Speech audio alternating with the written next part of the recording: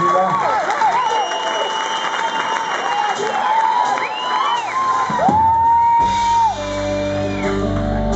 Liebe Menschen in Aachen, das war's quasi. Wir sagen vielen Dank, dass wir hier zu Gast sein durften. Wir haben ein bisschen gesungen, ein bisschen geklatscht, sind gesprungen und haben auch etwas geschrien. Und wissen immer noch nicht, was Mimi heißt. Vielen Dank, dass ihr heute Abend alle hier gewesen seid.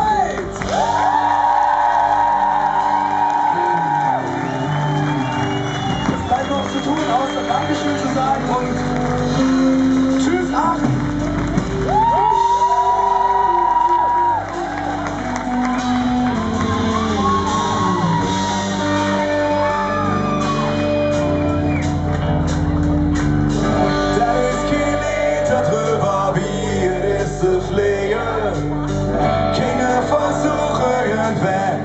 Kiste kriegen, keine Proteste, sondern sich alle wieder zu beklagen.